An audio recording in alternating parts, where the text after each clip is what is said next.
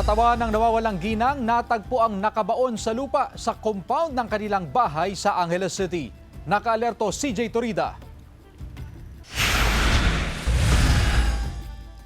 Nakabaon sa lupa sa compound ng kanyang bahay sa Angeles City, Pampanga nang matagpuan ng mga otoridad ang bangkay ni Maria Teresa Tess Mamak na 4 na araw nang napaulat na nawawala. Siya ang byuda ng dating kapitan ng barangay Balibago. Kinailangan maghukay ng soko ng humigit kumulang 5 talampakan bago tuluyang nakuha ang bangkay. Inabot sila ng mahigit 4 na oras. Ayon sa pulisya, nadiskubre ang kahina-hinalang hukay sa gilid ng mga kulungan ng baboy. Nung ating itong tiningnan ay lumabas yung paanong biktima. So yun, patawag na tayo ng soko at ipinases na ito ng soko hanggang sa ito ay maukay at maihaw na doon sa libingan at positibo ang kinilala ng ating kanyang mga kamag-anak at ng mga anak ng biktima.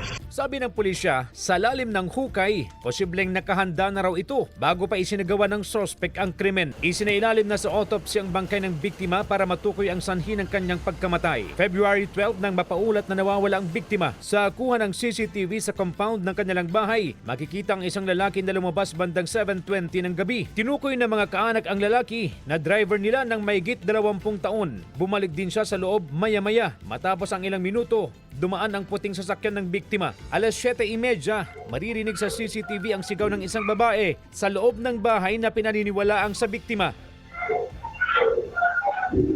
Pagsapit ng alas 8:30 ng gabi, makikita ang puting sasakyan na palabas ng compound. Pebrero 14 nang matagpuang abandonado ang sasakyan at nakaparada sa Mangalang Municipal Plaza. Isinailalim na ito sa forensic examination. Sa paunang investigasyon ng pulisya, may nakita silang bakas ng dugo sa pader, wheelbarrow, washing machine at gripo sa compound. Ang lalaking driver hindi na nakita at nakontak ng mga kaanak ng biktima simula noong February 12. Ayon sa pulisya, itinuturing na person of interest ang driver. Base ho sa mga testigo ay siya ho yung huling nakitang kasama at siya yung huling nakitang nagmaneho nung sasakyan.